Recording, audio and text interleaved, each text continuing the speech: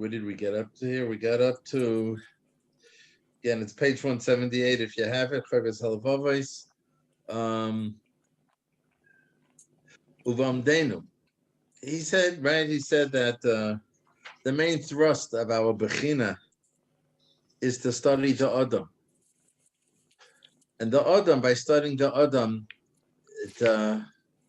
which he calls an Olam Cotton, that's going to bring us to understand a lot about the whole Bria, about.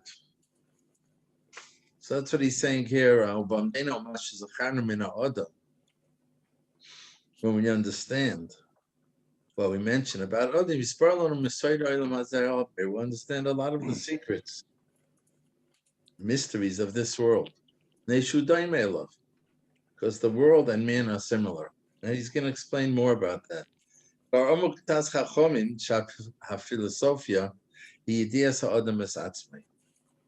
Miller says that philosophia in the time, what he meant, is what we call science. It wasn't philosophy that we use that as today, but it's what we call science. And if a man if you know about man, you know a great deal about the world. It's a big key because, as he's going to explain, the whole world was created for the Adam. So when you know that and you start understanding what the Adam's all about, it allows you. Moshe, welcome. It gives you a key to understand everything around it. You know that's the purpose of the world. Now I understand why the world is created in such a way. Otherwise, you're groping in the dark, not knowing why is the world made in such a way. But once I know that the purpose, then you can understand why something is made in that way.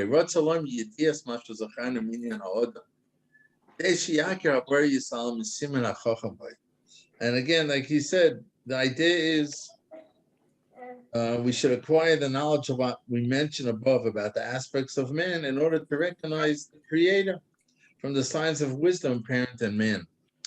Let's just read a little bit together about what Rabbi Victor Miller writes on this.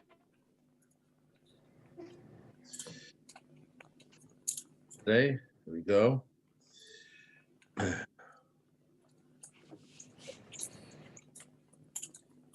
From the study of mankind, this is page 179. All the things that the Creator made, everything Hashem made becomes understandable. And it's interesting, he takes us here through part of Baruch Sha'omar. So it's a good thing also, give us a little more insight into that part of the tefillah. He says, we say, Baruch Oisev Veracious, blessed is he who made them in the beginning, who made in the beginning. He says, that means we're thanking Hashem for his originality, which is an important element of creation. Hashem, I guess, it's all from nothing, like we say, right? It's Yesh Ma'ayin. I know the Gross says that Oisev Veracious means Hashem created time. That was in itself a creation. No such thing as time. Kosh Baruch is beyond time. But Oiseh Bereshis. And then we say, Baruch Omer V'Oiseh, blessed he who speaks, and thereby we are humble before the one who made everything simply by speaking, using no raw materials. Just by the fact that Hashem, 10 Maimores in the creation, Hashem said 10 times, this should be, that should be, and it came into being. We recognize that the world came into existence out of nothing. So Oiseh Bereshis, who made in the beginning, he says, not sure what it means, the originality. He speaks, and therefore Oiseh, so created just by Dibur. And then Goizer Umekayim. What does it mean he's Goizer and Mekayim? Not only does he speak and cause the world to come into existence, he continues to speak so that the world continues to exist. Matter and energy have no intrinsic existence. They came from nothing. So HaKadosh Baruch Hu not only willed them into existence, he continues to maintain their existence. And that we say later in the bracha of Yetza or Machadish B'Kol Yom Tov Min Maaseh V'Reishis. There's an interesting call it a Hasidic subshat in Geyser and Makayim from the, which Rebbe was it? It was the of Portugal. He was the which Rebbe lived in Borough Park. Yes. He was a yid that him and his son suffered terribly in Russia. They mamish pulled his teeth out of his mouth. That was for teaching Torah. I don't know his name, and he was in jail, and he was saying davening, and he said this bracha, Baruch Bezer Makayim, Hashem decrees, and he fulfills, and he said to himself, what kind of praise is that Hashem makes decrees, and then he fulfills the decree, that he keeps that decree? That would seem to be a bad thing. And then he realized, he understood it in his setting, that Geyser Makayim is Hashem makes the decree, but then he gives us the ability to exist even under that decree. He gives us that ability to continue existing, even in the worst. He gives us the koyach. He doesn't let us loose, give us a punishment and then say, your problem. He's Makayim us. What was his name? Portugal, you guys are from Borough Park. The Skulena Rebbe. Skulena Rebbe finally got out of Russia. It was a broken body. They had mamish inflicted terrible, terrible suffering on him. Okay, in any case, Geyser Makayim, the Pashup Pshat, that after Hashem said everything should be, he was also Geyser that it should continue, it should exist. And then we say, Baruch Merachem ala Oretz, which Rabbi Vigdam explains. Not only does he uphold his creation in general, like we said, right? His sole interest in the universe is the maintenance of this earth. He's concerned with all the details of its welfare. Yeah. So, what is he Geyser Makayim? What is he Oimer Va'oisa? So he says that's Merachem al Oretz because that was the purpose, right? He wants everything. The Oretz means this world. Everything that we see, rain, snow, wind, sunshine, it all helps the world. And then we say, Baruch Merachem al Abrius, we take it one step more, and he says, Merachem al Abrius here doesn't necessarily mean creatures, it means Adam. Adam. So although the whole world, and this is this point here, that we're expressing appears designed so that everything, continents, mountains, seas, and forests should flourish in nature, all of nature is made only because of man. Man is not a detail of creation. He's the end purpose. All of creation was made solely for him. Thus, and this is the important line, if we understand man, we understand why many things came into existence. Once you know the secret that the world was created for Adam, then that's a big key to understand why the world is what it is. It could have been so many other ways. He gives an example. The world could easily have been all water. He says there's enough water to cover all the continents. If the continents were level and filled into the oceans, the whole world would be a submerged nature. And you could have had a world. He said the fish would thrive and be swamp animals, right? But man couldn't live there, right? That's where we have a bracha in the morning, Reika Oretz Alamoyim. That made this world a place that we could live, that there's continents and there's dry land. But we only understand that. Yeah. Couldn't we have always been, made with gills, and then we could survive in water? We were made with lungs to survive in air. But we wouldn't be a man then; we'd be a fish. But those definitions were made post anyway. It doesn't really matter. The answer is, Jonathan, this is part of Hashem's chachma. On everything you could ask, why did Hashem make us this way? He could have made the whole world different, a whole different picture, a whole different everything, right? Because he's ultimately not bound to anything. But we only can start from things as we see it. We understand that was Hashem's chachma to create the Adam as he is. And then we can understand that he created the world around the Adam to make it a place. We know that it's even further, right? That the world was created not only for us to be able to exist there, but to be a place that we could fulfill our purpose in the world. And even Hashem. That's the next step. But even before that, so he says that the existence of dry land is for the purpose of man. Admittedly, other creatures also need the yavasha. Not only man, the lions and tigers. But since man is the main purpose of all living creatures, the yavasha is effectively there for the needs of man. The more we study man, the more we begin to understand why certain things happen in the world. Even though many animals could exist in bitter cold and searing heat, the same is not true of man, since man cannot survive under extreme conditions, most of the world has a temperate climate. And Hashem made the sun just the right size and the right distance so that the favorable temperatures would exist for mankind. And that's, says the Halevavos, from my flesh. If a person studies his body, he comes to see Hashem. By studying his body, he sees a benevolent plan and purpose in all of his organs and the way his body functions. The body is wonderfully made. Despite its complexity, it works effectively so the man can survive. So from man's very flesh, we see Hashem's exist and he is good. Okay, so that seems to be a little bit of a step of focusing mamash straight on the Adam himself. And until now, we were talking about focusing on the world, in relation to Adam. How the world is a perfect place for Adam to be. And now he's saying also the Adam himself. He brings another pshat here that I'm sorry. So some of the Rishonim explain it means that mi b'sari means when I leave my boss, when I'm in the next world, I'll see the wonders of Hashem. Not sure how that fits in, but he says the Rishonim explain it that way. Now, of course, outside of this sefer, people commonly ignore the subject and say superficial knowledge is enough.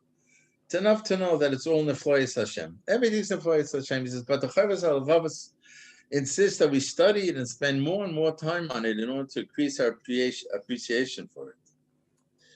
And he continues and he says, "V'kevan shukain, since this is what it is. It's proper for us to touch on everything we have mentioned concerning man by citing a few examples of each subject, to awaken the forgetful person, that is obligated always to remember. So therefore, he's going to give us some examples to teach us how we have to study the Adam and how it should bring us to see Hashem more and more and Hashem's chesed. And by doing that, it's going to cause us to teach us how to study even deeper and deeper things that, says the Chovos Halevavos, I didn't mention. And if you do that, you'll be humbled.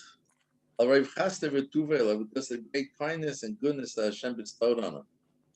With this and his gratitude to Hashem will become greater and greater. That's our life mission, to thank Hashem. Those are the words of Rav Miller, right? The whole purpose is what? To humble us because of the tremendous goodness that Hashem has given us. And our gratitude to Hashem will become much greater. And he explains, if someone bestows great gifts on a person who's unable to repay the kindness, the effect is to induce a feeling of humility. In Hallel we say, how could I repay Hashem for everything he's done to us? Imagine a person walking into a fully furnished house that he has received as a gift. He would be speechless. He'd be humbled with gratitude. So we say to Hashem, we're humble before you. So the more we comprehend Hashem's kindness to us, the greater our feeling of humility before him. So it's also an aspect of the chiyuv of Bechina, he's saying.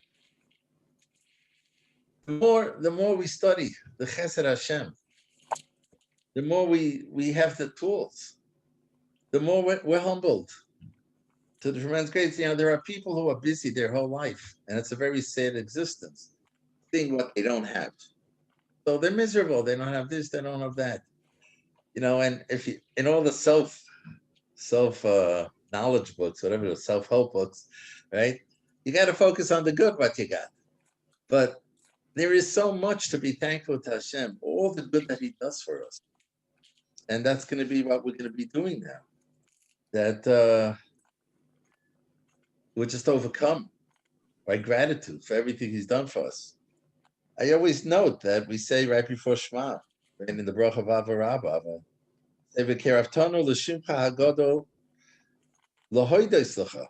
you brought us close. We're saying right before Kriyashma, right? It's all so that we should thank you. And if you daven tzfard, Ula'ava Shemecha, to bring us love, to bring us the love of Hashem. You see, it's such a big yisoid, in our avodah. That's what we're summing up that bracha. It's lahoydei slacha, and this is from the Shara Bechina, from this type of stuff. We come to thank Hashem. And David Amor says, continues the Chovos Halevavos, page 182. Allah Hashem oidcha. Go to a long pasuk. Oidcha kinoris neflesi nefloim masach v'nashi yadas moed. Lo nichachad otzmi mimeka asher useisi v'aseisi rukamti b'takti oretz. Only ro einecha v'asifach kulim yikasev yomim yitzor v'lo yecha behem. So he says, David Amor says, I thank you because I have been created with fearful wonders. Nerois neflesi, the wonders that Hashem, that you made me. I thank you. Nefloim asecha, your deeds are wondrous. V'nashi yadas moed, my soul knows that very well. David Amor says, I know very well all the wonders. Lo nichad otzmi meka asher useisi b'aseisa, my being was not concealed from you when I was made in secrecy.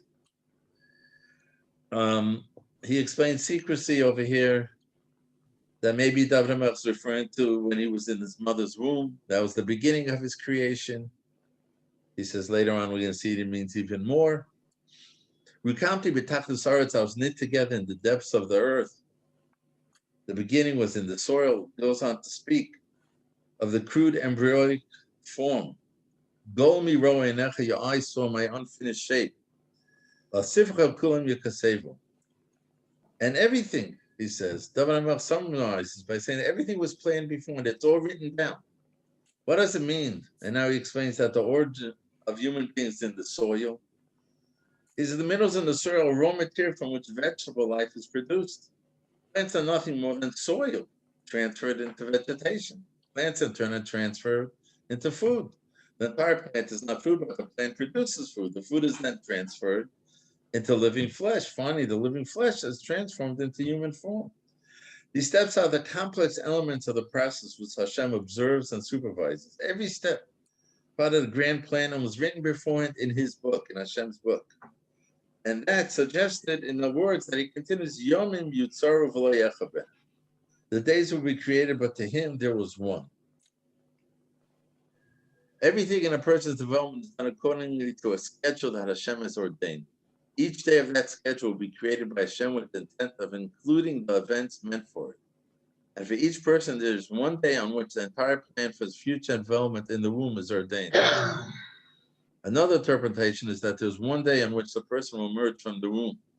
And it was that day, if I'm not mistaken, this Chaval Simcha is not here, but I seem to understand that even modern medicine doesn't know how the body knows exactly when to start the birthing process. What exactly? And he's saying over here that that's part of HaKadosh Baruch Hu's plan. Hashem is the one who decides on which day are you going to be born, finished. Okay, so this is, I guess, I didn't go any further. We could stop here. Tomorrow we'll start with looking into the Adam some more. But this is, again, this is what we have to train ourselves in Chovos Halevavos. Train ourselves to see the Chochmah in the Adam. And by that, seeing the Chochmah in the Bria.